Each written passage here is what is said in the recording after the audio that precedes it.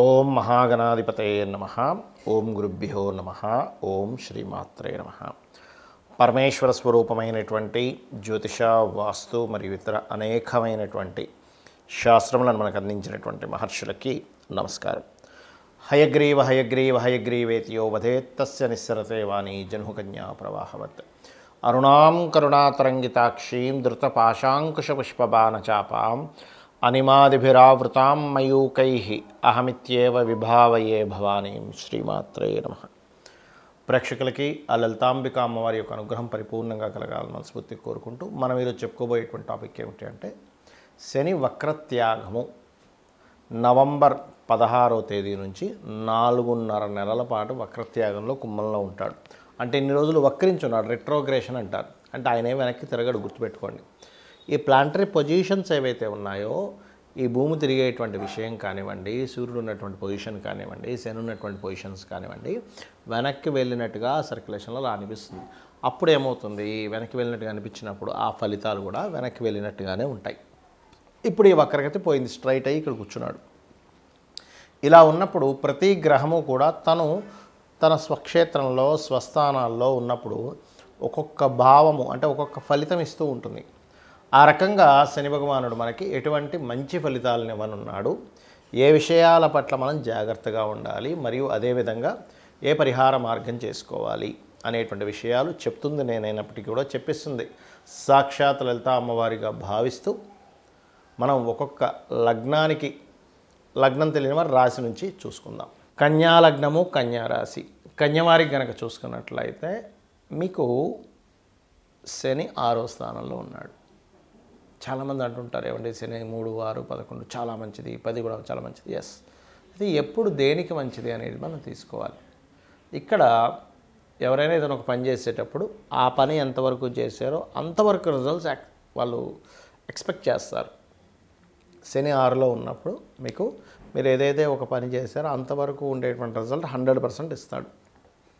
కర్మకారకుడు పూర్వజన్మ కర్మస్థానంలో వచ్చి కూర్చున్నాడు.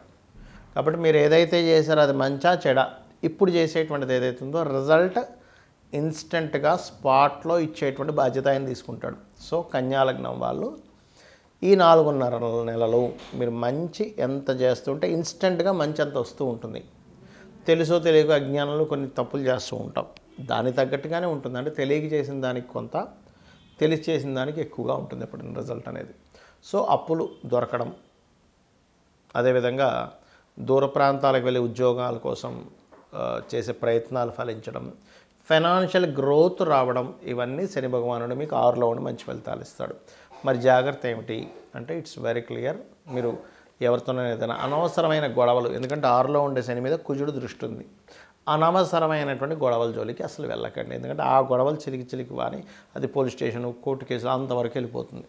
So careful. ఎందుకంటే లగ్నంలో కేతు సంచారం జరుగుతుంది కాబట్టి, కేతు చిత్ర విచిత్ర గ్రహము కాబట్టి ఏంటి, మనకి రకరకాల దిక్కుమాలిన ఆలోచనలను ఇప్పించేసి ఎటో తీసుకెళ్ళిపోతాడు. కాబట్టి కాస్త జాగ్రత్తగా ఉండాలి. అదంతా కూడా ఆయన పర్సనల్ ఇంట్రెస్ట్ కాదు, మనం చేసుకున్న కర్మే. ఇది పర్టికులర్గా గుర్తుపెట్టుకోండి. ఆ రకంగా ఇక మీరు చేయవలసిన దేవతారాధన నిత్యము గణపతి స్తోత్రం, గణపతి ధ్యానం. ఎందుకంటే లగ్నంలో కేతు ఉన్నాడు కాబట్టి కుజ, కేతు, శని గ్రహాల దగ్గర దీపారాధన, గోవుకి క్యారెట్స్, గ్రాసము, బెల్లము తినిపించడం, అందులో ముఖ్యంగా దేశీవాలి గోవుకు తినిపించండి, మరియు వెంకటేశ్వర స్వామి యొక్క ఆరాధన చేయండి. అనే విధాలు బాగుంటుంది. చాలామందికి ఒక అపోహ ఉంది, ఏమిటంటే శని భగవానుడు అని పేరు వినగానే అమ్మో శని. ఫస్ట్ ఆ అపోహ, ఆ కాన్సెప్ట్ మైండ్లో తీసేసేయండి.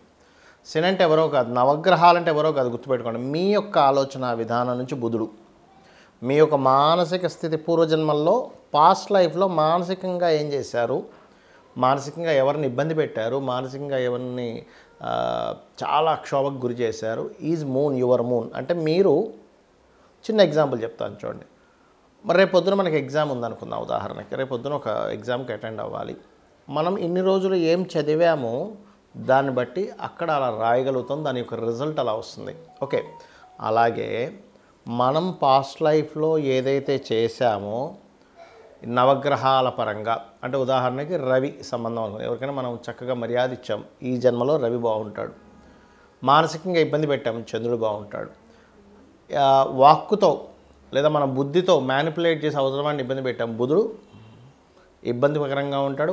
బాగా చేసాం మన బుద్ధితో అవతల వాడికి సహాయం చేసాం, మన వాక్కుతో అవతల వాడికి మంచి ఇది చేసాం, బుధుడు బాగుంటాడు. మనము ఎప్పుడైతే ధార్మికంగా కాకుండా అధర్మంగా అవతల వాడిని ఇబ్బంది పెట్టేశాం, ధార్మికంగా వేరు అధర్మంగా వేరు గుర్తుపెట్టుకోండి. ఇప్పుడు మీకు ఒక ఒక ఒక అవతల వాడు ఏదో కేసు వేసాడు, మీరు ఏ తప్పు చేయకపోయినా సరే మీరు ధర్మంగా పోరాడడానికి మీరు అవతల వ్యక్తి మీద మళ్ళీ ఒక కేసు వేసో ఇంకోటి చేయడం ఇది ధర్మం. కానీ మీరు అధర్మంగా ఎప్పుడైతే చేస్తుంటారో అది ధార్మికమైనటువంటిది కాదు. అప్పుడు గురువు మీకు నెగిటివ్గా అవుతాడు. ఏది అధర్మంగా వెళ్ళినప్పుడు.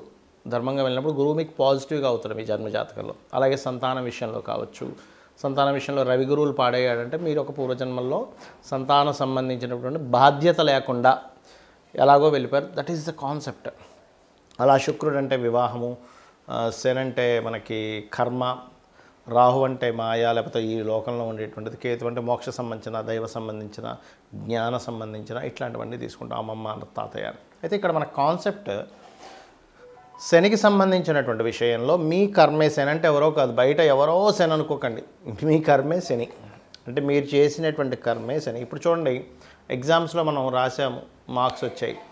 మార్క్స్ ఎలా వచ్చాయి? మీరు రాసినటువంటి ఎగ్జామ్లో మీరు ఎంత నేర్చుకున్నారో, ఎంత క్లియర్గా రాశారో దాన్ని బట్టి మీకు మార్క్స్ ఎలా వస్తాయో, మీరు పూర్వజన్మల్లో ఎలాంటి కర్మలు చేశారో దానికి సంబంధించిన గుడ్ ఆర్ బ్యాడ్ ఇచ్చేవాడు శని. మీ కర్మనే అంటే మీరు బ్యాంకులో అకౌంట్లో డబ్బులు ఉన్నాయి, మీరు అసలు మీ బ్యాంకులో ఒక 100 రూపాయలు వేసి ఉంచారు, ఒక సంవత్సరం తర్వాత వెళ్ళి అదేంటండి లక్ష లేదండి అని ఏడుస్తారు ఎవరైనా. ఏడవడగా ఎందుకు అంటే బికాజ్ మీరు వేసింది 100 అక్కడ, మీరు ఏడవడంలో అర్థం లేదు. 1,00,000 రూపాయలు చెక్ ఇచ్చాను 100 రూపాయలు ఉన్నాయంటున్నాడు ఏంటని చెప్పి బాధపడాలని అర్థం లేదు. 100 రూపాయలే మీరు ఎలా డ్రా చేసుకోగలరో పూర్వజన్మలో చేసినటువంటి కర్మ అంతే ఇస్తుంది. ఆ 100 రూపాయలు ఉన్నాయా, 1000 రూపాయలు ఉన్నాయా, 1,00,000 రూపాయలు ఉన్నాయా, కోటి ఉందా, 100 కోట్లు ఉందా, 1,00,000 కోట్లు ఉన్నాయని చెప్పేదే శని. గుర్తుపెట్టుకోండి. అది మంచి కానీ బ్యాడ్ కానీ బికాజ్ ఆఫ్ మీరు పాస్ట్ లైఫ్లో ఏం పెట్టారు బ్యాంకులో. 12 అకౌంట్స్ అండి మనకు ఉండేవి, 12 భావాలు ఉంటాయి కదా. మీరు, మీ ధనము, మీ కుటుంబము, మీ యొక్క సిబ్లింగ్స్ ఎందుకు గొడవలు వస్తున్నాయి, ఆ అకౌంట్లు మీరు అట్లా తయారు చేసి పెట్టుకున్నారు. లేదా గృహ సంబంధించిన, వాహన సంబంధించిన లేనట్లయితే చక్కగా నేను బాగా చదువుకున్నానండి, పోయిన జన్మలో ఎవరికో మీరు జ్ఞానం ఇచ్చారు, సింపుల్ థింగ్. అది శనిస్తాడు మీకు ఆ రూపంలో. కర్మకారకుడు కాబట్టి, వృత్తికారకుడు కాబట్టి, వ్యాపారకారకుడు కాబట్టి, లాభకారకుడు కాబట్టి, ఎంజాయ్మెంట్ కారకుడు కూడా ఆయనే శాస్త్రంలో. అంతేగాని ఎప్పుడు కూడా సాటర్న్ అనగానే శని భగవానుడు అనగానే గజగజ వణికిపోవడం, భయపడిపోవడం, అమ్మో ఏలినాటి వచ్చిందండి ఇంకేముంది రోడ్డు మీదకి ఇచ్చేస్తాడు, రోడ్డు మీదకి తీసుకొచ్చేస్తాడు, నేల నాకించేస్తాడు, సంఖ నాకిచ్చేస్తాడు. ఇవి కాదు మీరు అర్థం చేసుకోవాల్సి. శని అనగానే ఎంతసేపు థాట్స్ ఇవే వస్తాయి. ఇది కాదు. మనం పూర్వజన్మల్లో ఏం చేసాం, ఎవరిని ఇబ్బంది పెట్టాం అంటే ఎవరిదైనా దొంగతనంగా దోచుకున్నామా, ఎవరినైనా మనకు మంచి వర్క్ ఇచ్చినా సరే వాడిని మోసం చేసేసి వర్క్ చేస్తున్నట్టుగా నటిస్తున్నామా, అందుకే జాబులు ఉండవు. గుర్తుపెట్టుకోండి. మనం నటించాము, అవతలోడు పని ఇచ్చి నీకు శాలరీ ఇచ్చి బాబు నా కంపెనీ కోసం నువ్వు పని చేయన్నప్పుడు కూడా మనం నటించామంటే అయిపోయింది. ఎవడైనా ఒక మంచి నాణ్యత లేనటువంటి బిజినెస్ చేసి అవతల వాడిని మోసం చేస్తున్నామా, ఇవన్నీ కూడా శని భగవానుడు అకౌంట్లోకి వెళ్ళిపోతూ ఉంటాయి. మీరు మంచి చెడు ఇక్కడ మీరు అర్థం చేసుకోవాల్సింది శనిని చూసి భయపడడం కాదు, కర్మని అర్థం చేసుకోవాలి. కర్మ ఓకే, నేను ఈ కర్మ చేశాను, యాక్సెప్ట్ చేయడం ఫస్ట్ అర్థం చేసుకోండి, యాక్సెప్ట్ చేయడం ఫస్ట్ నేర్చుకోండి. ఎప్పుడైతే మీరు యాక్సెప్ట్ చేస్తారో ఆటోమేటిక్గా మీకు పరిపక్వత వస్తుంది, ఈ కర్మని చాలా హ్యాపీగా అనుభవించగలుగుతారు. ఇది మీరు అర్థం చేసుకోవాలి. అదేవిధంగా ఎప్పుడు కూడా ఏలినాటి శని వచ్చింది, అర్ధాష్టమి శని వచ్చింది, అష్టమి శని వచ్చింది, శని వక్రత్యాగం అయిపోయింది లేదా స్ట్రైట్ అయిపోయాడు, దీన్ని మీరు భయపడడం కాదు. ఫస్ట్ మీరు చేయాల్సింది ఏమిటంటే ఓకే రైట్, నేను ఏ కర్మ చేశాను, నేను ఇప్పుడు ఏం చేయాలి, అమ్మవారిని పట్టుకోవాలి. మీరు అమ్మవారి నామాల్లో ఓం అనాకలిత సాదృశ్య చుబుక శ్రీ విరాజితాయే నమః చేసుకోవచ్చు. లేదా గోశాలకు వెళ్ళి బెల్లము తినిపించడం, గోవులకి నువ్వులు, తెల్ల నువ్వులు, నీలం రంగు వస్త్రము దానంగా ఇవ్వడం, హోమాలకి, యజ్ఞాలకి, ఒక మంచి కార్యక్రమాలకి సేవ చేయడానికి, ముసలి వాళ్ళకి కావచ్చు, లేనట్లయితే కొంతమందికి చేతిలో కాళ్ళు తెగిపడిపోతుంటాయి అట్లాంటి వాళ్ళకి కావచ్చు, బేదల వాళ్ళకి కావచ్చు, ఏదైనా మీకు తోచిన సహాయం మనస్ఫూర్తిగా చేయాలి, హార్ట్ఫుల్గా చేయడం గుర్తుపెట్టుకోండి.